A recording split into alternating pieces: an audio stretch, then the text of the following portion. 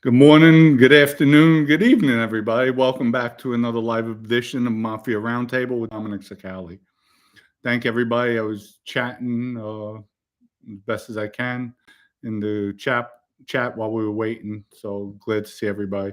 Just came back from a good shoulder workout. I mixed it up with some light, medium, and heavy reps. So it's called muscle confusion. It stimulates growth and helps prevent injury as well. So today we're going to do the final episode of the George Kehoe murder. That was my first murder when I was 22 years old. George was a drug dealer, and I'll go into a little bit in a little while. First off, I just want to address one thing. This show is not going to be about Joey Molino today, not at all. My life and world don't revolve around him.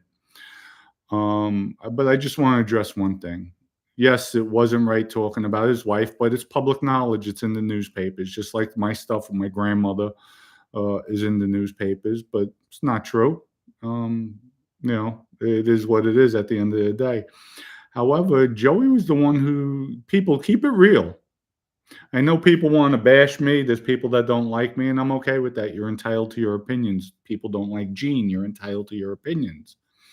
However, what I found first was Joey Molino talking about Gene's mother, how Gene's mother was crying, how Gene would let his mother. So he sliced first with that, folks. Keep it real like I do. When I'm asked questions, there was a question yesterday I really didn't want to say. Had no choice. Keeping it real, because it is what it is at the end of the day. I'm not a liar. I'm not full of shit. I'm going to tell people what I believe, the way I feel, and the way things are. And that's just the way it is. But come on, I know there's haters out there. Stop harping on the same old bullshit and stop trying to manipulate words. And, that's not cool. That's not cool. You could hate, you could state things, but to constantly bring up something that's false and not accurate, really, that it gets frustrating. But I guess people just have nothing better to do. We'll just rehash it. We'll twist things our way. But aside from that, today we're going to be talking about the George Kehoe story. So I'm going to start off with some of the actually, I think I have two or three. People had questions from the previous stories, from story 2. Episode 2 of the George Kehoe murder. So here it goes. Great story. Doesn't seem completely to add up. Vinny, we're not talking about Vinny Bashan, we're talking about Vinny Foresta. Vinny got handed the gun in the car to shoot you. And then what? He just didn't do it? Obviously, I'm still here, so yes. But I'll explain it. Once your friends knew George wanted to kill you, they still let him? And I'm reading what he wrote, guys, so it's not me. And you guys go out for drinks and didn't tell you until after you had been out for hours? Wouldn't they tell you right away? Kind of weird. Well, here's what happened. Vinny Foresta couldn't say anything at first because after we dropped them off, I dropped them off. Vinny Foresta and Ernie Coluzzo, however you say his name, they went into the motel where they were staying. Vinny Foresta did not tell us in the car because George was there. He couldn't tell us because George would have known something was up. So I guess at the hotel, he mentioned it to Ernie. I think that night when we went out for dinner and George left, Ernie was figuring out a way how to tell me in the right time. Remember, my wife was there, sitting at the table. Maybe he was just weighing it out, figuring it out, if he should tell me, if he shouldn't tell me. And then at Roland's, he came out and told me. I can't speak for him. I don't know why he didn't tell me. Maybe that's what, he felt it was the best time to do so, to pull me over to the side. And I agree, he should have told me much sooner, but he didn't, so I can't speak for him. As for Vinny Foresta not shooting me, his words were, Dom, I wanted to test him to see if he was real. The guy offered me $20,000, said he had the gun, said he would pass me the gun to shoot you, so I was testing him. So when Vinny indicated to give him the gun, Vinny took the gun, And his excuse to George was, it wasn't the right time. I saw a cop, you know, in the vicinity. Because remember, I was stopped at a light. There wasn't that much traffic around, but that's what Vinny told George. And they left it at that. But Vinny had told George afterwards he would still proceed to do it for the $20,000. So I can't speak for them. I'm just telling you what I was told, how it was said to me, and that was it. So we have, you didn't explain what happened in the car with George. Yes, I did. Well, we just did that. Okay. And there was one more somewhere around here. Dom, please explain how you're openly allowed to talk about murders you have committed without facing prison on them, and you were in the life at the time of all these murders. First off, I did do time on that murder, the George Kehoe murder, so I can talk about it, but I would never talk about it if I wasn't a cooperator. I'm a cooperator. When you cooperate, folks, you tell the government all your sins, what they know, what they think they know, and what they don't know. So you have to lay everything out. So I explained everything to them about my past, my sins, and everything I knew, who was involved in what. That's part of cooperating. And when you cooperate, there was things they didn't know about me. And they have you plea out to charges, all the charges, even the things I was never charged with that I got away with. This way, it's called blanket immunity. You receive, and then you cooperate, you testify. Until this day, they could call me to testify on, if Vinny gets a new trial, they could call me to testify. And I'm obligated by my plea agreement to get on the stand and tell the truth. That's it. As far as providing them information nowadays, if I knew something, no, I don't have to provide them anything. I don't provide them anything. They're in touch with me periodically, see how I'm doing, how I'm coping. You know, you have to remember, as I'm cooperating, you get close to the FBI agents, prosecutors, and sometimes, you know, they just want to see how you're doing. They sponsored you. They represented you. They want to make sure everything's okay. You're feeling safe. And that's it. Just pleasantries. So that's just the extent of it, folks. And it is what it is. So I will answer questions on the thing. But first off, egvodka.com. Go to egvodka.com, buy your vodka. I put it in the descriptions, all the states, and I'll say them.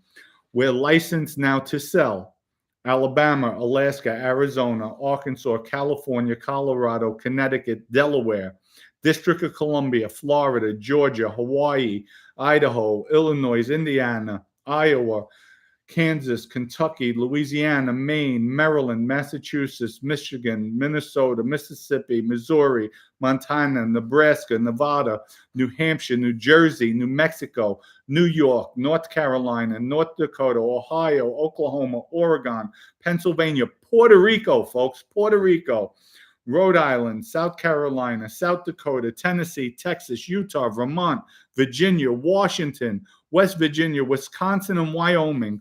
Go online, order EG Vodka today. Great gifts. We're going to have subscriptions. I'm going to come out with discounts. We just have to check with the attorneys, make sure it's all legal to do so. But order your vodka today. It's the best tasting vodka, 100% organic, gluten-free. We have 3 flavors. We have the original. We have the sage, which is an Earl Grey. It's great with iced tea. It's good with espresso martinis. And then we have the rosemary lavender, which is great with pink lemonade. You don't even taste the vodka. That's what's scary about it. It's that smooth. Go to egvodka.com, order today. And thank you for everybody that is ordering. I mean, we've sold within 3 days, about 4 cases were sold. Thank you, everybody. Thank you. And you will not be disappointed. I guarantee that. Now let's go back into the story. I need a sip first. I'm dehydrated from the workout. Okay. I'm going to start back for everybody so it goes in line, because we weren't consistent with these stories. There was a break in between. I'm going to go back to when Ernie told me in Rollins George wanted to kill me. I said I had an idea. With that, I told my wife, say you have a headache. She stayed, she had a headache. After a while, and I'm just giving a quick synopsis with this. She had a headache. We left. George wanted to stay because they were getting the prostitutes to go to the motel.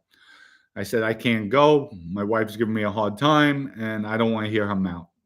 Everybody agreed. George left with Ernie Colazzo, Vinnie Foresta. He left with. I left with my wife. I went home. I went upstairs to the bedroom. I changed. I put on all black clothes. I went, got the 380, grabbed the silencer, left the house. Our plan was, I told Ernie, bring him to the hotel when you get a chance, hit him in the head with a bottle, knock him out unconscious, and we'll do what we have to do after that. So we were planning on killing him. There's no doubt about that. I pull up to the hotel. It's maybe about 12:30, 1 in the morning, around that time. It's quiet. Nobody's there. And I'm pretty sure it was the 3rd floor. They're right on Pompano Beach. It was a Sandy Shoes Motel.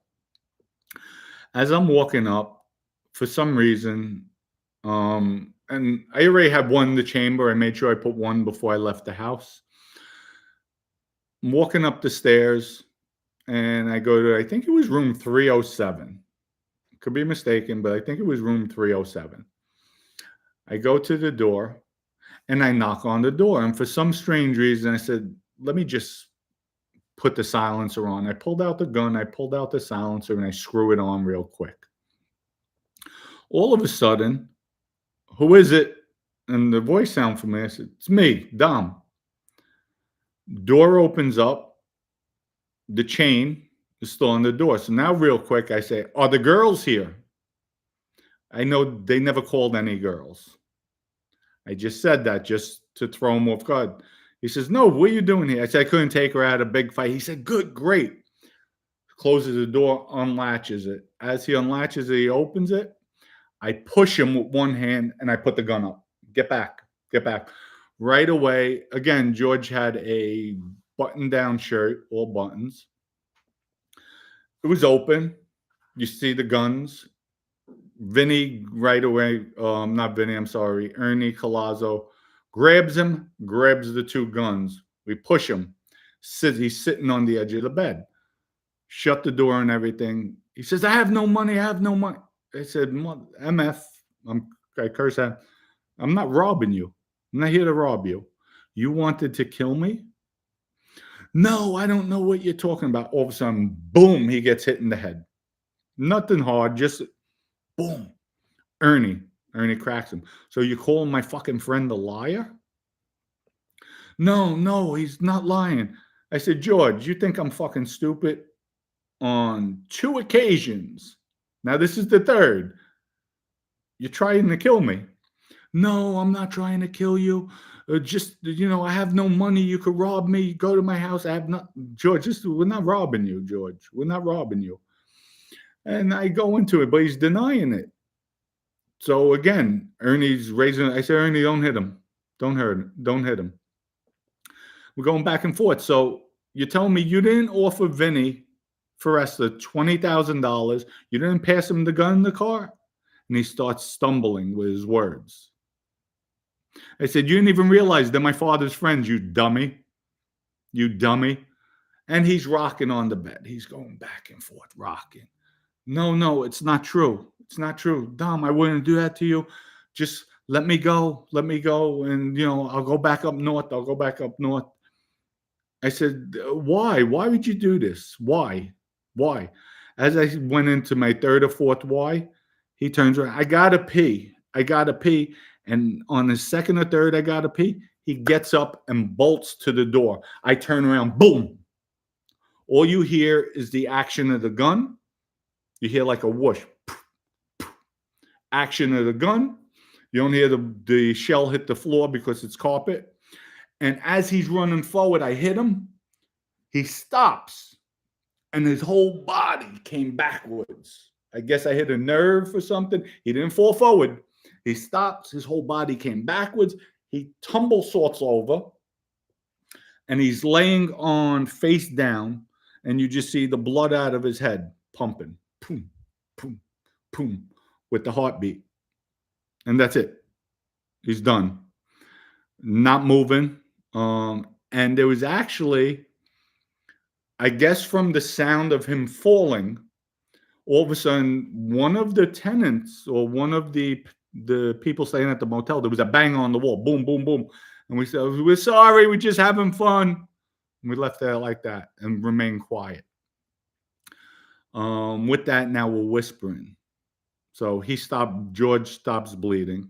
There's no more blood coming out of him, so we know he's dead. His heartbeat stopped. That's the assumption. So we take him, we pick him up, we put him in the bed. So now we're talking. Okay, we're gonna have to clean up the room because there's blood all on the carpet. Clean up the room. I told him, all right, here's what I'm gonna do. You guys stay here, or no, we'll all. I'm sorry. We'll all go out. You guys go get cleaning supplies. I'm gonna go to my house. I'll get a shower curtain. I'll get whatever cleaning supplies that I have at the house, and we'll meet back here, and we'll dispose the body. Okay. So now George is lying in the bed, face down into the pillow. We're there maybe 15, 20 minutes planning. So we're gonna meet back at the hotel. We're cleaning supplies, and then we will dispose the body. Okay. So we all leave the room. We walk down. As we get down the stairs, Ernie, I'm not sure if it was Ernie or Vinny. Dom, are you sure he's dead? I says, no, I didn't check the pulse. Nobody checked the pulse. I said, but let me go back upstairs. I'll make sure. Give me the key to the room. They gave me the key to the room. I open up the door. I go back in, and I pump another bullet in the back of his head. I think I got him in the head, the neck, but I put another one in his head. There was no movement. All you heard again was, and that was it. I didn't think about picking up the shells at that time. I'll be back. I know my shells were clean anyway. So I'll be back. So with that, we all go, we leave. I come back, they're already there at the hotel. Now, when I went back, I took the shower curtain. I had a car cover as well. I brought that with me. I had duct tape, brought the duct tape, and then whatever cleaning supplies. So we get back. We're cleaning everything, throwing them into the garbage bags, throwing everything in the garbage bags. They had 2 garbage bags filled with bloody towels from the hotel, sheets, everything. We cleaned up everything. Paper towels, rags, and I have 2 garbage bags. They had the cigarette butts, vodka bottles, everything that was in the hotel room. They're cleaning up. We wrapped George up. I put the shower curtain around him first, then the car cover, wrapped him, duct taped it. So that's it. He's wrapped up like a mummy. That took us maybe about 45 minutes to an hour. So it's probably about 3 a.m., maybe 3:30. So, okay, where are we going to take him? I don't know. So I had a Caddy DeVille, white. They had the rental car Caddy Seville, which was white. And what we did was, I said, okay, I'll take 2 bags. They took 2 bags. We'll leave them here for now. Let's get rid of the body. So we put the body, bring him down the stairs.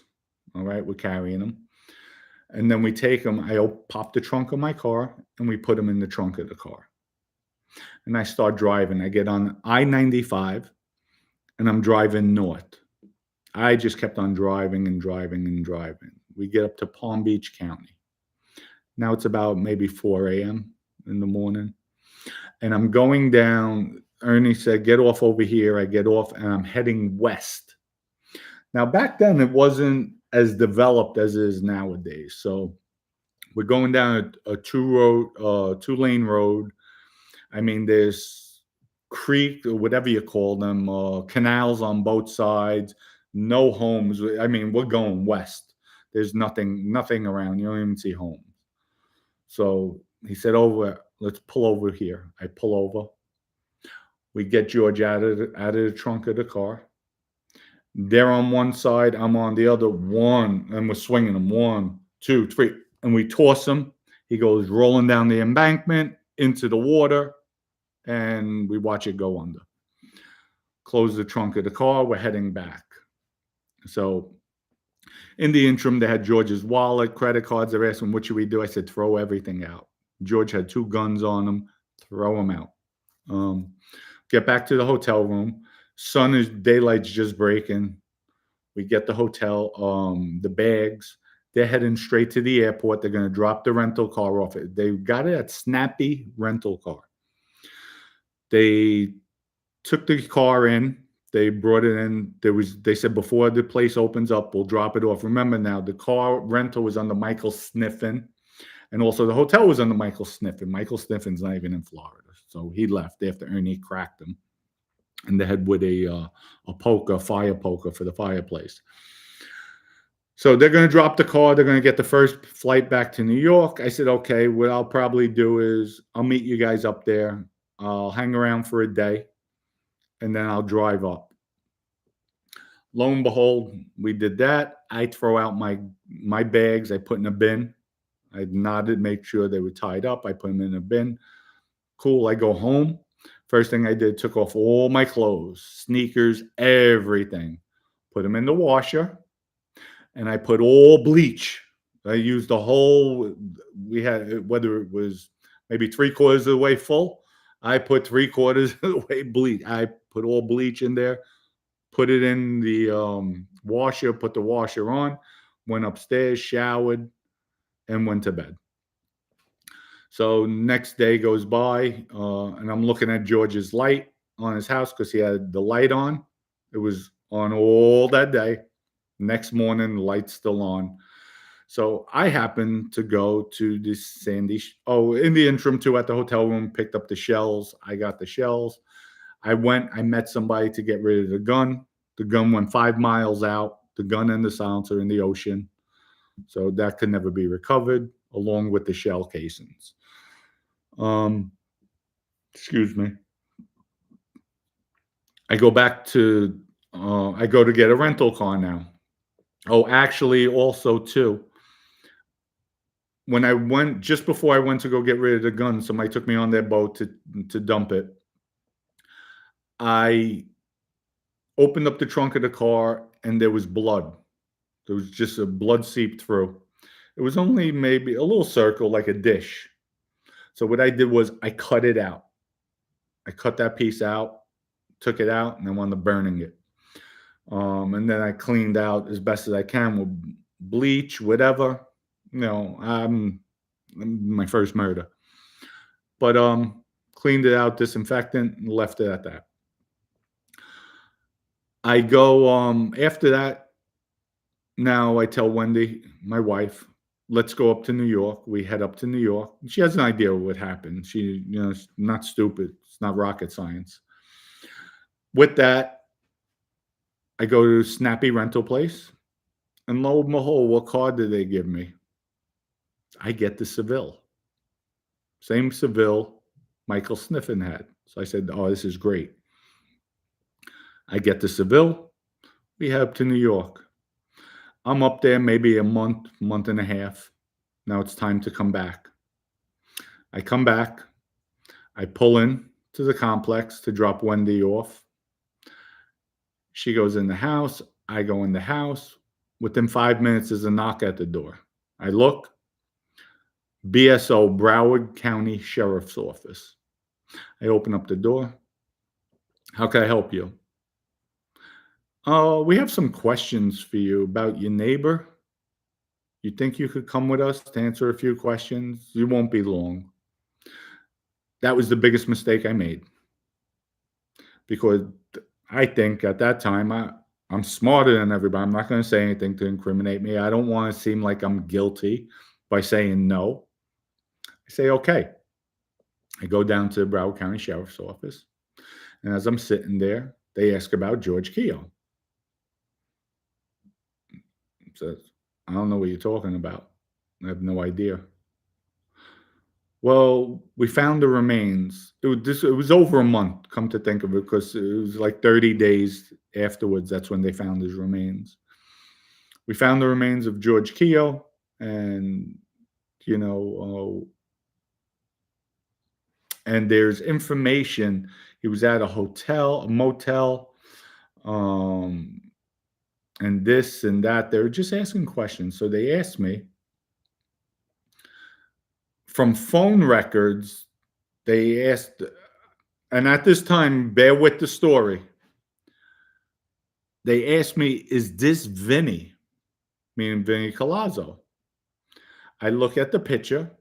It honestly wasn't. It looked like Bozo the Clown. They showed me a picture of Bozo the Clown. But I guarantee you, that picture of Bozo the Clown, the guy's name is Vinny. Now here, they said, "You sure this is not Vinny?" No, I never seen this guy before in my life, which is the truth.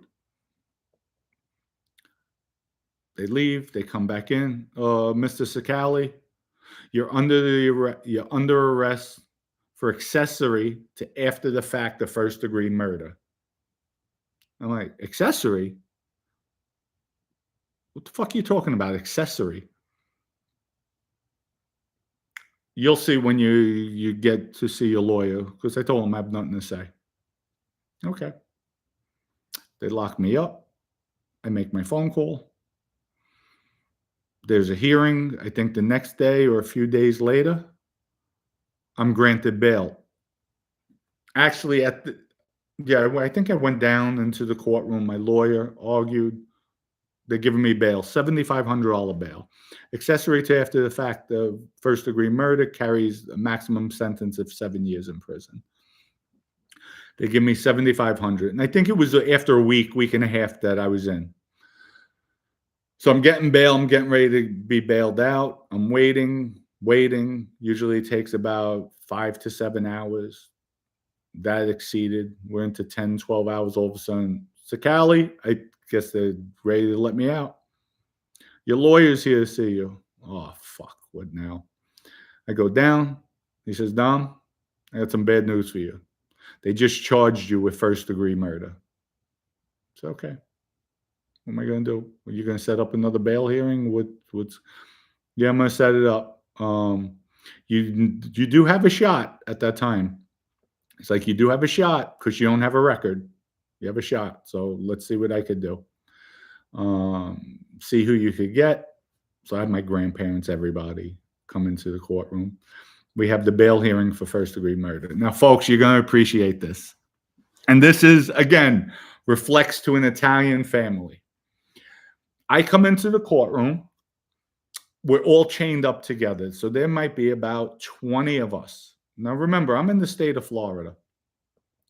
You have crackheads. You have just thugs left and right. That's for sure. You have people, majority's disheveled, and they don't have representation.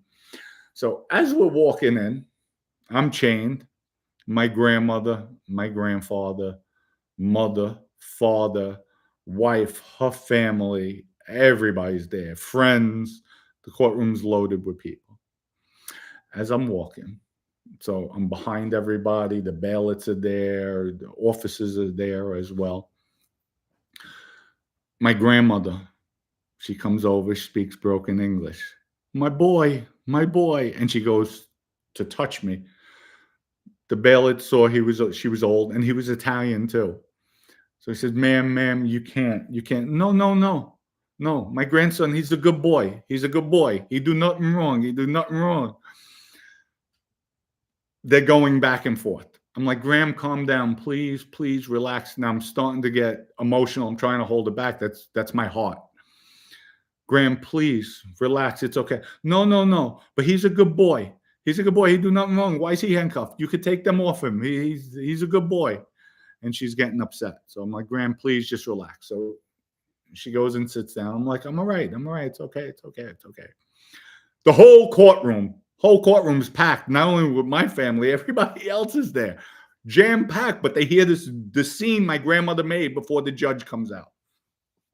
So everybody's looking, they're probably saying, "Oh, this guy probably has a speeding ticket or drunk driving, something stupid, minor, or jaywalking. Who knows? He's a good boy. He looks good. He's an Italian guy, young."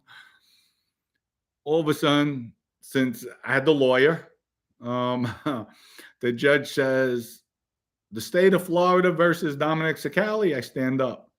And then stand up. So now everybody's looking, they're waiting to hear like what misdemeanor I did. Mr. Cicale is being charged with accessory to after the fact of first degree murder and first degree murder. Looking at the death sentence, death penalty. Everybody looked at my grandmother like, he's a good boy. He's being charged with murder. Now it gets even better. The judge is asking, the lawyers are going back and forth. The state, I have no record. I have ties. I'm not going to run. I have no history of violence. The only arrests I ever had, everything was always dropped. So they can't use anything. And as they're going back and forth, they say, okay, what ties does he have? What does he have? My grandfather stands up, and he didn't speak broken English, but they're both from Italy. He didn't speak broken English. He spoke proper English. So he says, no, Your Honor, I live in Deerfield. Proud, great guy, humble. I mean, he's the epitome of a father, of a grandfather. I mean, just 100% for the family, never in the streets, always with his family. He turns around, he tells the judge, Your Honor, I live in Deerfield Beach. I own a condo on the beach. So they're asking, well, how much is it worth? It's about $130,000 at that time. It's worth about 100. It's paid for, Your Honor. So you see my grandmother tugging him, Sal, and you hear her, Sal, stupid bastard, stupid, shut up. And he's like, Joe, because her name was Josephine and Sal. He's like, Joe, stop. Your Honor, I apologize. It's worth about 130, 140,000. And all of a sudden she stands up. Sit down, you stupid bastard. Your Honor, we only paid 90,000 for it. I started laughing. Everybody's laughing in the courtroom. It's like, and she's looking at him, glaring. She was Sicilian, my grandmother. She's glaring at him, you stupid bastard. Like, tell him less. This way they don't make the bail so high. Lo and behold, they give me bail for $75,000. We get a bail bondsman, put up to $7,500, get bail. This time, 7 hours comes by, I'm released. So, and I had my wife outside the jail because I had a long window, and she knew because from the visits, I told her where I was. I could see her. And she said, you're coming home. The signs, everybody was excited. I came home. And all of a sudden, now I don't know this at the time. What had happened was when they arrested me, excuse me, folks, when they questioned me, they had 2 bags from the hotel room. And those 2 bags, because what happened when the garbage men threw them in, the ones that Vinny and Ernie had, they threw them in the dumpster. They never closed them. So it opened up, a gun in the hopper of the garbage truck. A gun rolled out. And then they saw bloody towels, the sandy shoes. So the garbage men called the police. Broward County Sheriff's Office. They came. They got the postcards, Sandy Shoes Hotel. There was cigarette butts, the vodka bottle in there. And they happened to get fingerprints off of one of the cigarette butts. Ernie was a smoker. They got fingerprints off of it. So with that, that's how they linked Ernie. That's how when they questioned me, they said, is this Ernie? They knew it wasn't Ernie. So for some reason, they showed me a picture of a different guy, and that was it. So that they locked me up. That's how I got locked up.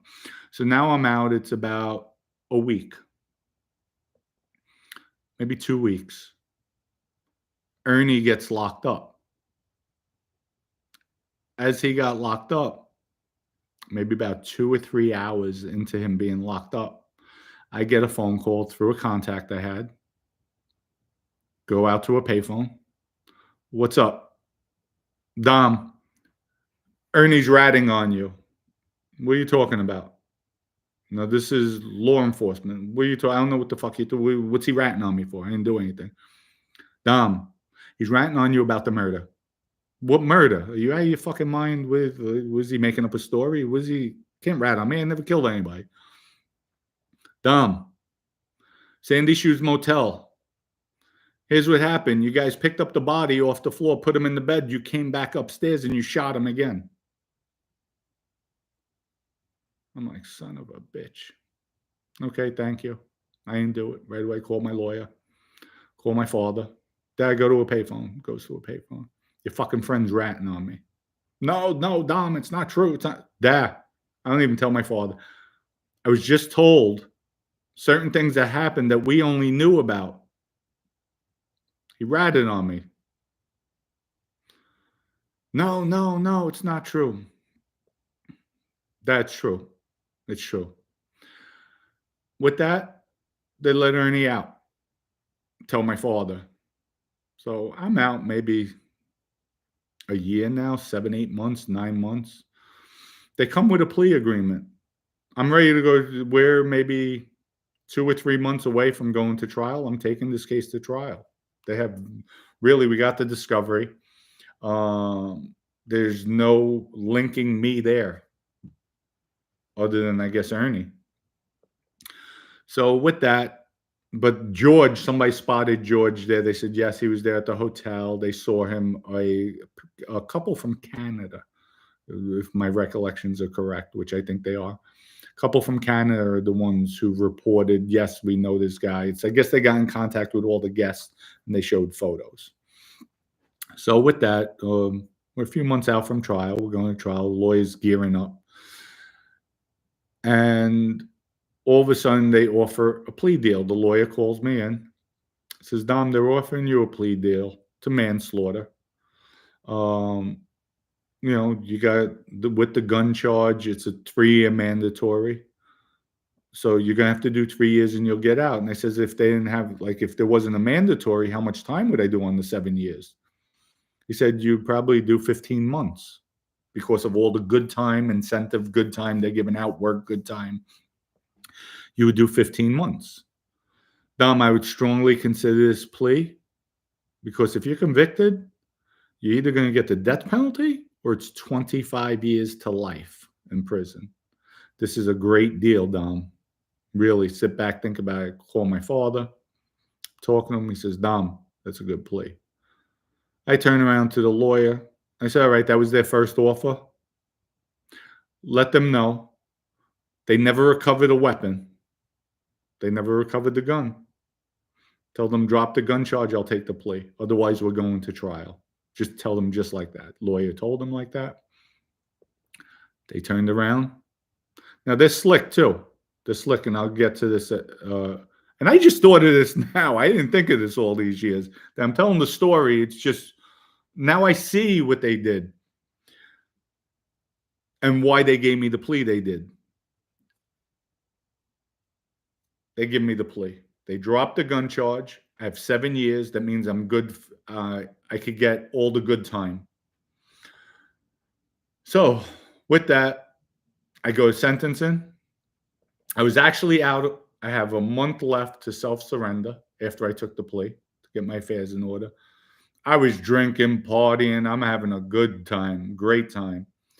I get hit with a home invasion. It wasn't a home invasion that you think.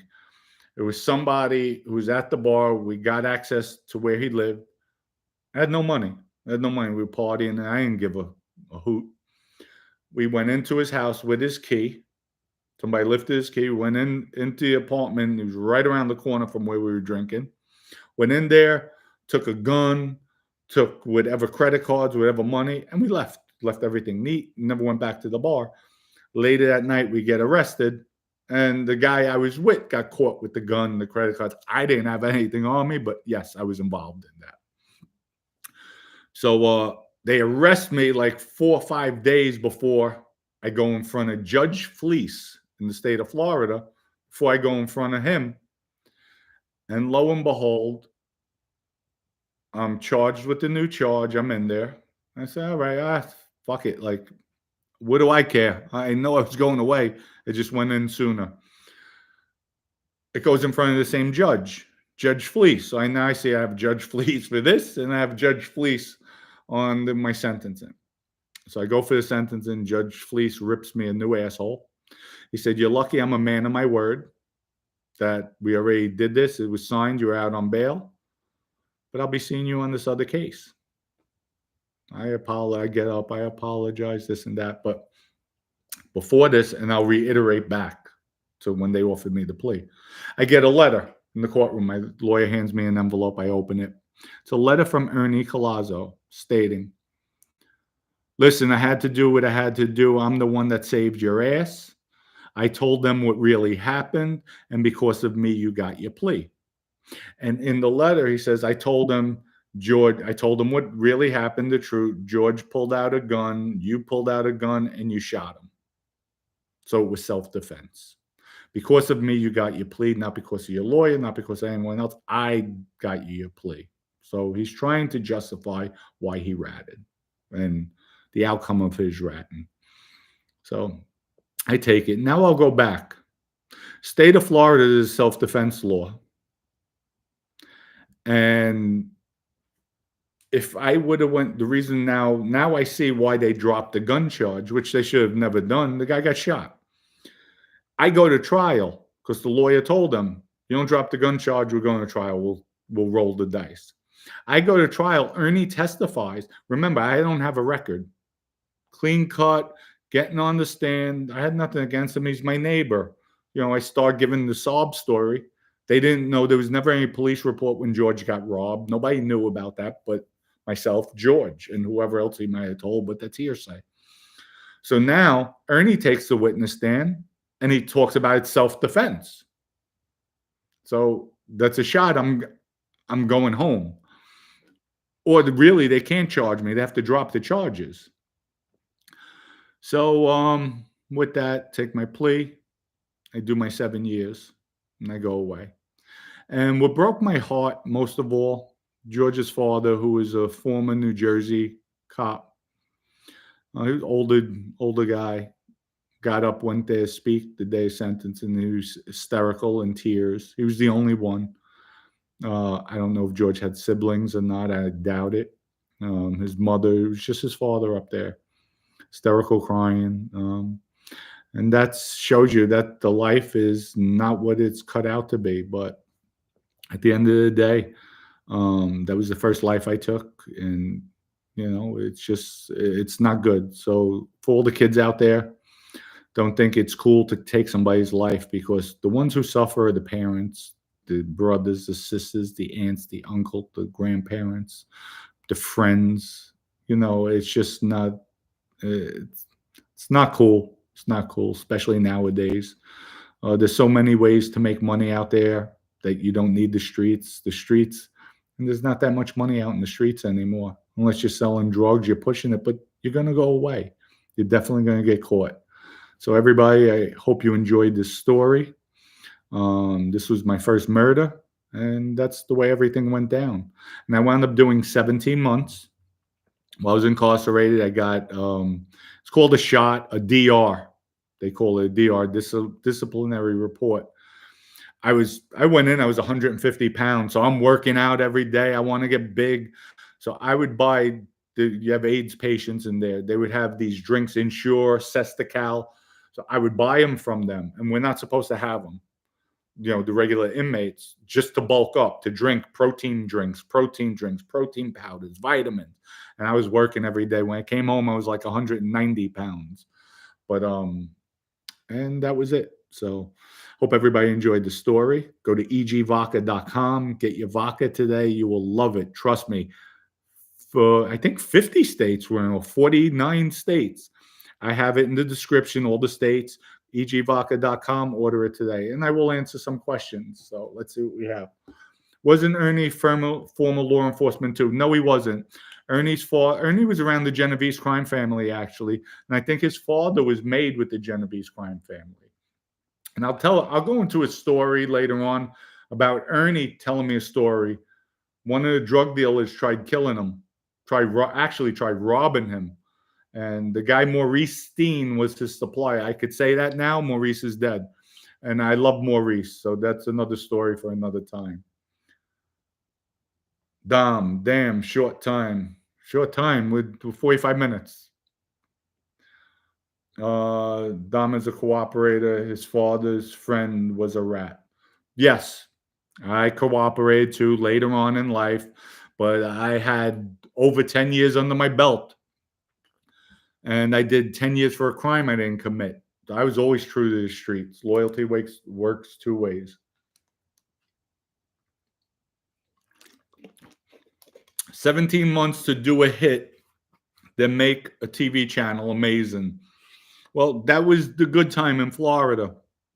Can't help it. As soon as I went down to South Florida Reception Center, my 7-year bid, when I saw my case manager, she said, now you have 5.25 years. They shaved that off. I got to the institution. I started working. They gave you 20 days a month good time. Plus, we were getting anywhere from 80 to 190 days a month incentive good time. So, can't help it. Do you have EG liquor in stores? Yes. It is in some liquor stores, but only, I think, in Florida. I know it's in some Walmarts. But you can go online. We're working. I'm getting some liquor stores on board. So we're going to start selling in liquor stores. But in the liquor stores, we definitely have to do the promotions, taste testing. So people will taste it, we promote it. But 100% organic, folks. Organic, gluten-free. It's a premium vodka. Trust me, you will not be disappointed. You will not be disappointed. And it'll be great for gifts. Excellent gifts. Did Ernie have to go into hiding from the No, Ernie didn't go into hiding. He did a little time in the state because he had a parole violation, got out, and that was it. State of Florida never charged him. They dropped the charges. He did his parole violation in New York, got out, and then I'll tell you the demise of Ernie, what happened with him and what I was told at a later date.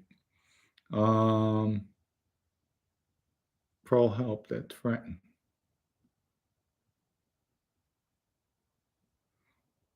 Dom, when you mentioned about your granny and stuff, you clearly wanted to back Gene up. Of course, because I know the way Italian families are. My grandmother, if anybody would have saw that in the courtroom, they would say I provoked her to do that. I didn't tell. I would never. I'll tell you how bad it was. When I was in the newspapers, it said Pompano man kills another man. Had my picture on the Sun Sentinel. That morning, my grandmother got a call from my Aunt Francie, who was on the west coast of Florida in Tampa. It was about maybe 4:30. Aunt Josephine, Dominick, be careful. Dominick's pictures in all the newspapers. They have them in the picture front. I think it was front page. My grandmother and grandfather, the building they lived, they were on the ocean. There might have been 70 apartments. My grandmother went out, had my grandfather in the elevator holding the door. They robbed everybody's newspaper. They stole everybody's newspaper. They got there as soon as the papers were there. They went to, there might have been like, say, 5 people on each floor getting newspapers. They saw the paper. They took the newspaper because I would go there every day. I would go there all the time. So they stole everybody's newspaper. So my grandparents adored me. I could do no wrong. I'm laughing now, but I missed them. I really, really missed them. Do you have flavored EG vodka? Yes, we do. We have sage, which is great with iced tea. And the espresso martini, it actually counters the bitterness of the espresso. So it's really, really good. And we have rosemary lavender, which is excellent with lemonade, pink lemonade. And even that, they're all organic. The sage and the lavender, no artificial flavors. It's made with real plants. So it's unbelievable. It's filterized through burnt coconut husk, gravity fed. I mean, just our formula is hands down the best out there. Dom. Let's see. Dom, who was the gray curly-haired gent who managed Cafe Sueño? Oh, that's Pat. He wasn't curly-haired, but that was Pat. Stand-up guy. Also, did you buy your suits from Mr. Vito? Yes. I bought my suits from Vito's men's shop in the Bronx. I don't know if they're still there. My suits, my sports jackets, they had sweat clothes. That's like the Guinea Central over there. All the Italians go there to buy the suits. And yes, Pat was Cafe Sueño. And I did speak to Pat when I first got out, and he had nothing but bad things to say about Vinny. I don't know if he's still around, if he's alive, passed away. He was up there in age, but I had a lot of stories with Cafe Sueño. Gene was using his mom for a cover. Come on, guys. Like, really? All right. So, again, people are talking about don't talk about family members, but they're bringing it up. So, two wrongs don't make a right. So I'll leave it at that. Imagine what that condo is worth now. Oh, yeah. Right now, I checked. It's worth maybe about $700,000. But at that time, my grandparents were hardworking people. They weren't affluent. They weren't wealthy. They weren't rich. They were rich in the sense of a heart family. But they were hardworking people. My grandmother was a seamstress, worked in a factory. My grandfather worked for the city highways, fixing potholes. But that place, when they moved in, the bylaws over there were crazy. You couldn't have a mortgage, couldn't have kids. It was for older people. So everybody there had money, but my grandparents. They did well. They did well. But yes, now it's worth probably about $750 all day long, right on the ocean. They don't make them on the ocean anymore, but they were on the ocean. Every time the hurricane comes, storms, all the seawater would go into the pool. That's how close they were. What type of wallet do you rock? My wallet, a rubber band. I'm old school. Rubber band around my credit cards, and then a separate rubber band around my money. I'm old school that way. Vito's and Fox for clothes. I never went to Fox, but yes, Vito. Everyone who likes to bash Gene, how about typing thank you? Yeah, stop bashing. Like, enough's enough. It gets monotonous after a while. If you have nothing to say, don't say it. Fuck. Dom, what do you think about Sammy's story about Joe Bonanno? I didn't hear that yet. I didn't listen. After he ratted, he moved to Arizona, and Joe Bonanno was scared of him and sent a message. Oh, my God. I think Scammy's going off again. What do I think about Joe Bonanno? I think he's a rat. I think he's a rat for writing a book. You don't do it. You're in the mafia. I'm surprised he didn't get killed back then. About Scammy, from what I'm reading, that Scammy said Joe was afraid of him, Joe Bonanno. Oh, Scammy's a legend in his own mind. No, he is a legend. Can't take that away from him, but I'll leave it at that. Vito's is still in business. Tell his son I said hello. Tell him Dominick Cicale sends his best, and I plugged him in. I want my commission to plug him in. Michael, thank you for the contribution. Thank you so much. Wow, I'm impressed. $20. Thank you so much. It's greatly appreciated. Scott, hey, you're a loser. Okay, thank you. Thank you. You're entitled. That's your opinion. Another excellent live, Dom. Thank you. Greatly appreciate it. But George was right to try to clip you after you robbed him. Yes and no. Because I gave George a way out, I would make good. And we could make a lot of money together. I was no threat to him. I didn't harm George when he got robbed. I didn't kill him. And George didn't know I robbed him. Till that day, I denied it. He could only assume. He can never prove it. So here I gave him a way out. It was stupid on his part. So we could have made a lot of money together. Sammy didn't say Joe Bonanno was afraid of him.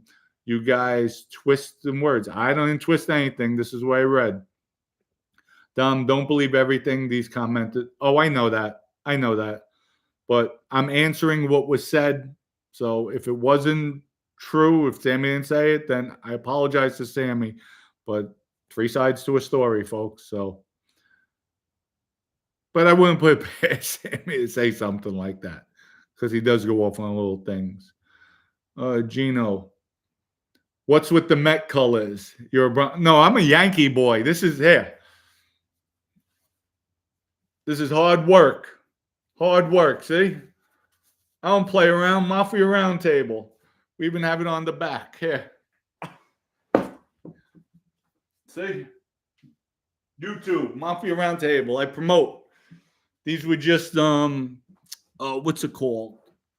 I did some shirts just to see how they look, but these are just cheap shirts. I said, let me see, but we're gonna have merchandise out there, Mafia Roundtable. Dom, were you affiliated with any family at the time of the Kehoe hit? Yes, I was with the Genovese crime family. Not really knowing it like that. I knew like Big Ernie. That's if I had any issues, that's who I go to. But yes, I was with the Genovese crime family. Do you have more Bruno and Delicato stories? Absolutely. We'll be telling them. I'm going to be on tomorrow too. Today's Sunday. Let me see. Today's Sunday. I'm sorry. Time flies by when you're having fun. I'll be on tomorrow. I'm thinking about doing it every day at 12 p.m. Please let me know if you guys prefer 12 p.m., 10 a.m. I think 12 p.m. is a good time while people are at lunch. If they want to see it, they could tune in, listen, whatever you want to do. He wasn't afraid. Talking about, I guess, Joe Bonanno, he wasn't afraid, but concerned a bit of Sammy's plans in Arizona. That could be true. That could be true, but I doubt it. Why would Joe Bonanno be afraid of Sammy? Sammy's a rat. It makes no sense. Keep missing my question. Well, if I keep missing your question, put up a super chat so I can't miss it. Pops right out. So not that you could do it for 10 cents. It's not the money. Trust me. Keep missing my question. Patty Muscles Romanello from Brooklyn. I don't know. I heard him. I heard of that name. If I see a picture of him, probably, but I heard the name. So I'm not sure. I'm really not sure with that one. How about Zeppieri's? Oh, my God. There was Paul Zeppieri, John Zeppieri, and then the younger kid. I didn't know, the young one. But that's a sad story. Excellent bakery, Zeppieri and Son on Crosby Avenue, Burr Avenue in the Bronx. Yeah, Burr Avenue or Mayflower. I don't know. I think Burr. In the Bronx. Excellent bakery. Sundays it would always be jam-packed. Paul Zeppieri, good-looking kid, tall, strong, athletic, and his brother John was short, stocky, but both of them turned out to be bad drug addicts on angel dust, and I think heroin, but mostly angel dust. It was sad story with them. Zeppieri's a good place to go. Mr. Vito's shop. You're a product of your neighborhood. You know what? You are a product. I'll tell you one thing. Joe Dollar, thank you. What question do you have? I don't see a question, but I see something underneath it, just in case. If it's you, I don't know. What happened to the table in the back that you did with Sammy? Did he release? No, Sammy has it hidden behind the wall. That was the argument I had with him. When I first came on YouTube, Sammy says, Dom, I have an idea. Come on, table in the back. I'll promote it. It'll help build your channel. Then we could go back and forth. I'll come on your channel. You come on my channel. And folks, when I told Sammy, like, all you had to do is tell me you're putting it behind your paid wall, I'm okay with that. But he didn't. He didn't have the decency to say that. And then when I told Sammy, hey, Sammy, why don't you come on my channel and we could talk about A, B, C, and D? His words to me were, why would I go on your channel when I have my own? And then from there, it just wasn't good. Gino, how did the older gangsters take when your generation was listening to rap music? Nobody said anything to me with rap music. What could they say? It is what it is. Times change. I'm not going to listen to Sinatra, Tony Bennett, even though I did. But I like my rap music. I like my R&B. I like my hip hop, my freestyle. Maria TKA. Let's see. Did you know John A. Light, Hitman John A. Light? Yes, I met John A. Light in Farrington, New Jersey. We were incarcerated together. We didn't spend much time together. We got to know each other, and we communicate now. So I happen to like the guy.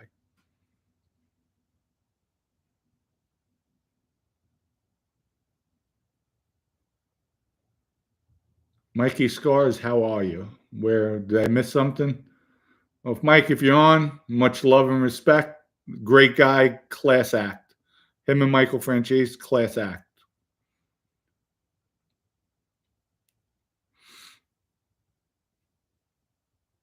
Joe D, thanks for the contribution. Every deal with Frank Ganji? I don't know. From Howard Beach. No, I didn't. Dom, you should stick with rapping. You're really good at it. Thank you. Well, I always love rap music, but I might come out with something else. It's a joke. I'm having fun doing it. I have a lot of bars. Better watch out. Okay. What was the most difficult city to do business in? Back in the day was Fort Lauderdale for me. Coming down here when I was in Pembroke Pines, couldn't get started. People were fucking me left and right. Every business, from the car dealership to the window company. I'm like, I gotta be the stupidest motherfucker out there. Excuse my French. I gotta be the stupidest moron out there. How's that? Oh, there's my boy Mike. Hey pal, how are you? Hey Dom, thank you. I feel the same for you. Thank you, pal. Hopefully we'll get together soon. Send my best to the wife, to the missus, and love your shows. Everybody go to Mikey Scars. He has a show, great show, no excuses. Him and RJ, they class act. So go there, see his shows. And you know what? Very, very informative. Go to his Patreon channel too. A lot of content. I'm jealous of him with that.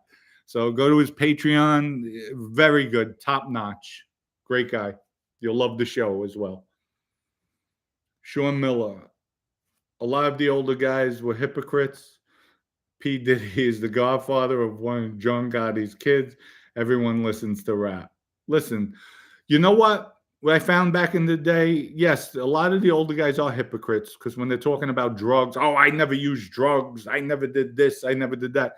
Then you get the other guys like the other old timers, Jerry Chili, Anthony Rubito, Nicky Santoro. When they started telling me stories, everybody uses drugs. Everybody does cocaine. Are they fucking out of their mind? How do you think guys are up till 5, 6 in the morning, sometimes all day long too? But I'll go into those stories too. They were have some good stories with them. They were definitely players. Mike, you got a lot of love on here. You got to come on the show. Tell them, folks, bother them. 3 capos. Mikey Scars, Michael Franchise, and little old me, Dominick Cicale. Tell them. Bombard him, folks. Bombard him with that. And we'll have RJ be the commentator on there. Trust me, with our personalities, we'll have a lot of fun. And here, Mike, one other thing here. I got the vodka. And we have wine, too. Franchise's wine. So we could have a blast. We'll have a great time. So hopefully that'll happen soon. We're actually waiting to sit down with Franchise. He's with his schedule. Dom, you do great here, brother. Thank you for the promo. All the time. You know that, buddy. You know that. I drink all the vodka you give to me. Well, now you could order it online, but next time I see you, I'll bring some bottles for you. You know that. So, and how'd you like it, Mike? Did you like the vodka? How was the vodka? So thank you for the plug-in, too. And be honest, how was it? I gave Mike, I think, all 3 flavors. So People could ask him what he thinks his best flavor was. Dom, Baldo Amato, are you avoiding my question? No, I didn't see your question. So could you ask about Baldo? I was with Baldo in MDC Brooklyn. Love the guy. Again, they're flying by questions. So hit it up again. No, Mikey Scars is not delusional. He's sharp as one of the sharpest one of the sharpest people out there. So guy's not delusional. Guy who is delusional is Scammy, the serial killer. That's delusional. I know. People, everybody knows me. I keep it real. If I like somebody, if I don't like somebody, I don't dislike Sammy. I dislike what he did to me. But keeping it real, the guy's dirty. Sammy couldn't shine Michael's shoes on Sammy's best day. So, and that's a fact. And I don't kiss anybody's ass. That's for sure.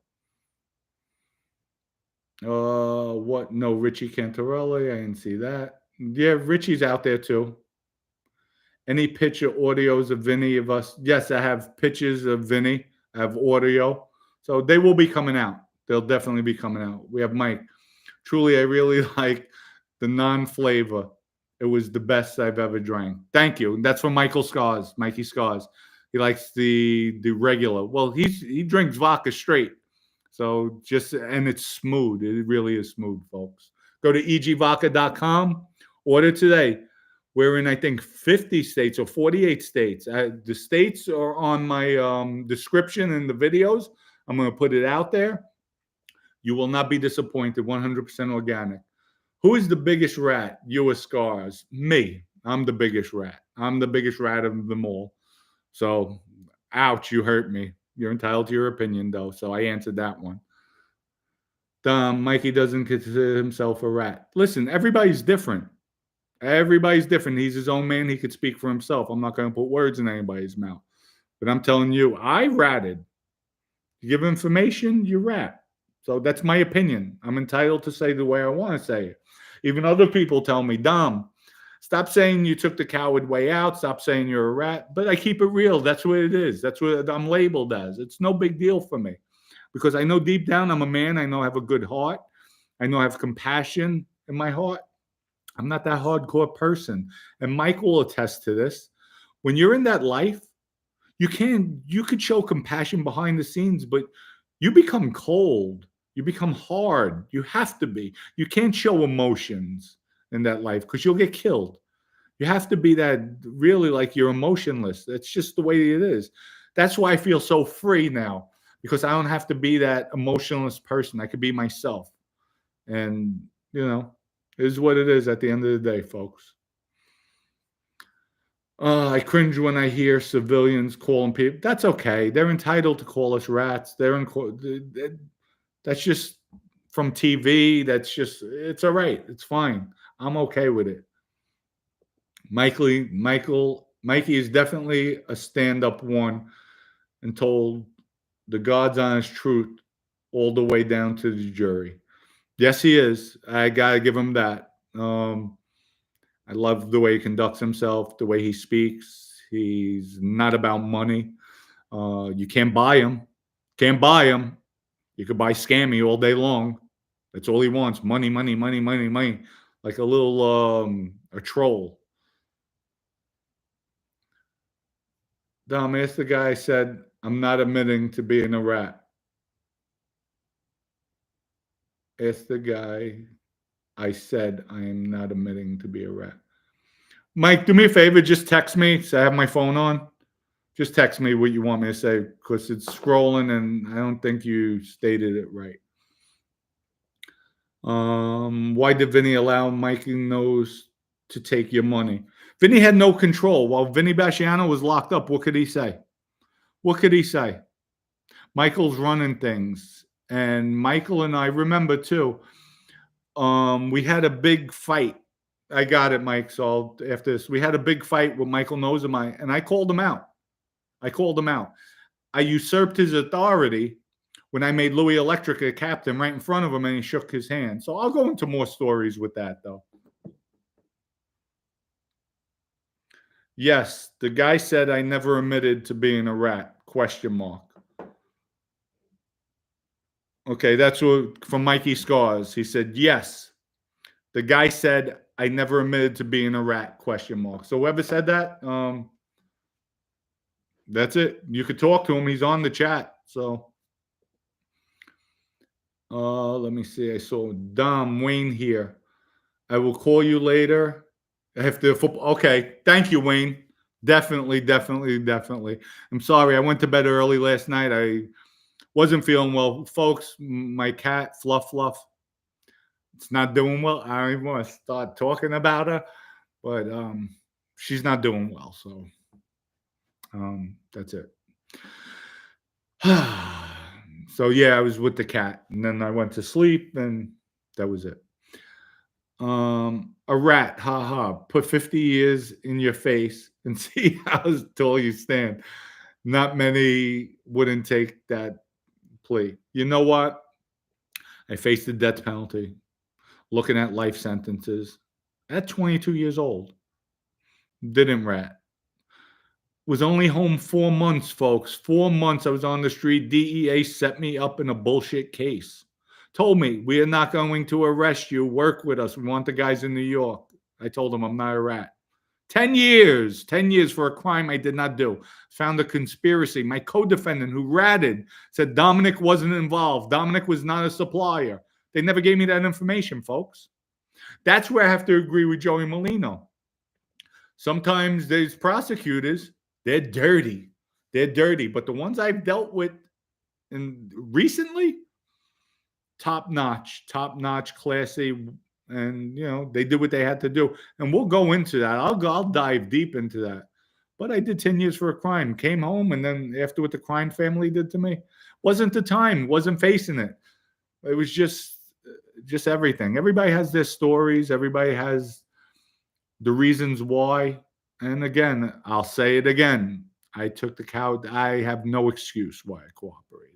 I could give everybody, you heard of my excuses, but I don't use it. I did it. I wanted. I was tired. Loyalty is a two-way street. So, guys, we're going to start wrapping it up. We're going into an hour and 15 minutes now. So I'll just answer a few more questions. Dom, these clowns are faced with life sentences. Okay. Did Vinny use drugs like you said he did? Vinny, at one time when he was younger, he partied, but he wasn't on drugs. So people party every once in a while. It happens. We're human. We can have fun. But no, he wasn't a cocaine user, marijuana. I don't think he liked marijuana. I know he tried the drugs, but he would drink a lot. And he likes his to go to sleep, his Ambien. That was it. Hey, just got one here. Okay, what you got, Mike? What do we have? Who did Tough Tony report to? I have no idea. I know he was a captain. Probably reported directly up to the boss because he just great guy. That guy's a legend. Well loved, respectful, was there for the life. The young guys around, he had a lot of young guys around him, all classy. Everybody who I met around him were classy, respectful, great crew. That's somebody who knew how to conduct himself. Ever been to Conti's Bakery in the Bronx? Yes, if it's in Pelham Bay, by Pelham Bay Station, yes. If that's the bakery I'm thinking of. Dom, I heard Joey is coming out with his own vodka. He could come out whatever he wants. He's entitled to. There's over 3,000 vodkas out there, so more power to him.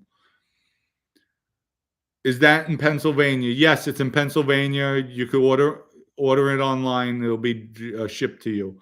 We're working on liquor stores now, but it takes time to build a company and then build a brand. You need to stay on a bit more. From Mikey Scars. For you, pal, you got it. I will stay on. Okay, I'm going to get you back, Mike. I'll get you back. So, rats get bats. Yes, rats get bats. Wonderful. That's so intelligent. I like that one. So, or rats get cats. Cats get rats. See, my fluff fluff. Oh, I love her. That's my baby. Gangster cat. That's my gangster. Danny Costello. No. Castelia. No, I don't know. Morris Park in the house. So, who do you like, Giants or Dolphins? I gotta go with my Giants, New York Giants. Even though I like Dallas too. Dallas is my team back in the day. Tony Dorsett, that was my guy growing up. So then Emmett Smith came along and was crushing it. Mikey Scars does not impersonate. Oh, somebody said this. Mikey Scars do not impersonate the real Mikey Scars. Mike, I have no idea what they're talking about. Let's see, where are we? Just passed by. We have Dom. That was great live. Thank you, Lynn. Appreciate it for putting your life in the mafia out there. You're a stand-up guy. No, I'm not stand-up. I'm just a man.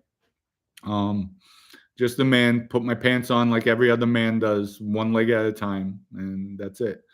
And I regret my past, but I don't want to forget it, because if you forget your past, you're doomed to fail in the future. And that's it. Just keeps me focused, humbled. And times it's not always about violence. And trust me, I committed a lot of violence in my past. Somebody mouthed it off, I'm swinging. And you just live and learn. It's not about that. You have to grow as a person. And I have to thank a lot. There's a lot of people that guided me, helped me along the way. So I was looking at 10 years when I was 19 years old. The streets from that changed the trajectory of my life. I can only imagine what a murder case would have. Well, that happens. So you get caught up in the life. Sometimes you have no other outlet. And then when you're called upon to act, or you have to act like I had to with George Kehoe, I had no choice. This was the third time he passed the gun and offered him money.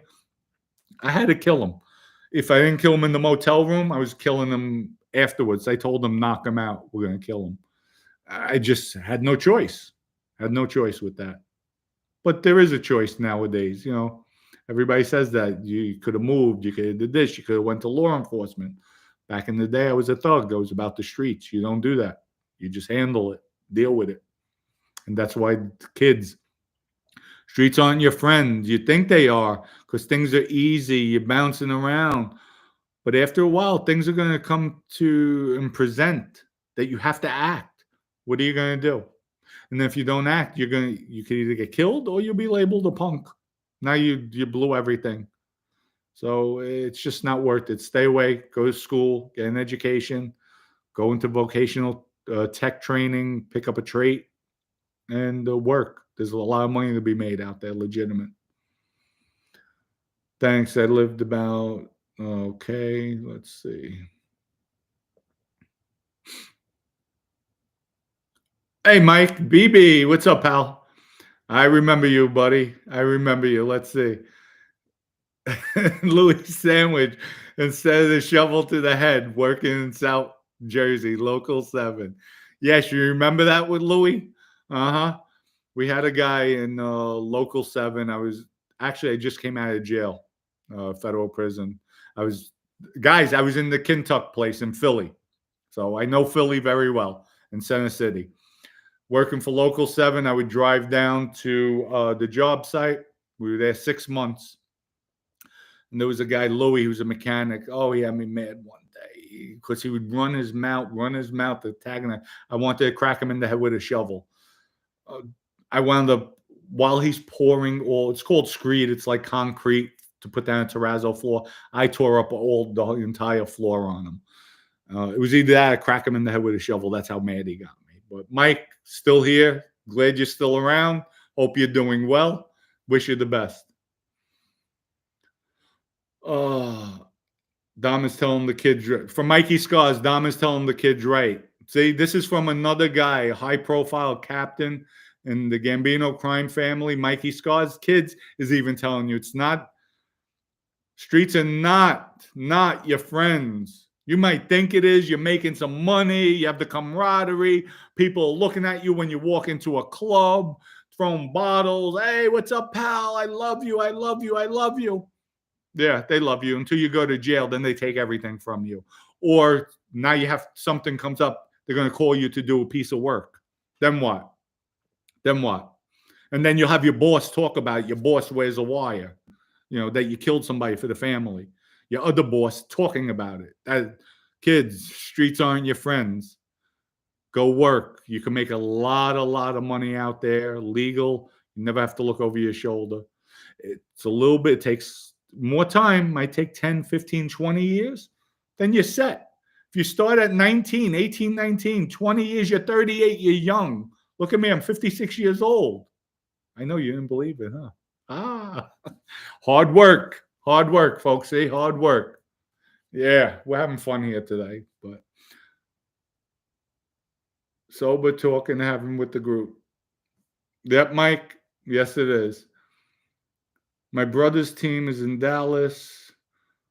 Why do you guys from New York like Cowboys? Like I said it. I like Emmitt Smith. That was my guy in the snow, in the street, running with. We play tackle in the street. When it snows, it would be on. I'd be Emmitt Smith. And I get the shit kicked out of me because I was one of the youngest kids. You guys should start TV Captain Rats. That's a good idea. Mike, let's do that. We'll call us the Three Rats. That's good. The Three Rats. That's what we could go. Or Two Rats. Guys, come on, please. Then why you let me ask you something. Why are you watching? Why are you watching?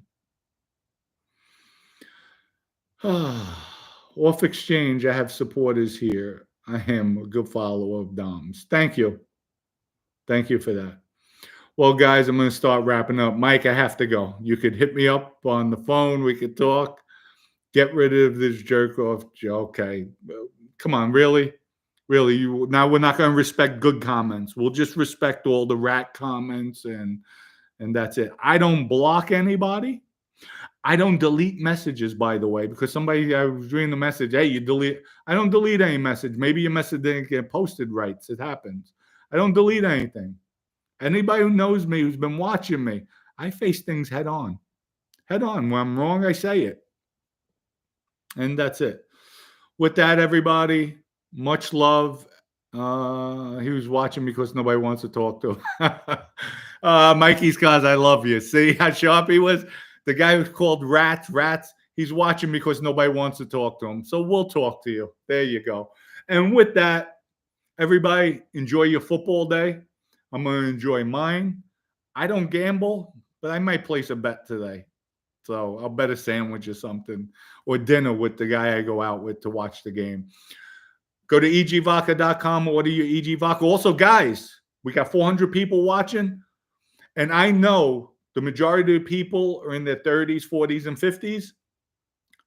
You don't have your sexual arousals as you did when you were 17, 18. Go to themanshot.com. Fill out the questionnaire. Everything's confidential. You'll get a package in the mail. And trust me, you'll feel like you're 17, 18 years old again. And after a while, you don't even need it because you have that blood flow again. It like releases everything again, makes you feel good, gives you the confidence. Go to themanshot.com, order it today. Go to egvodka.com.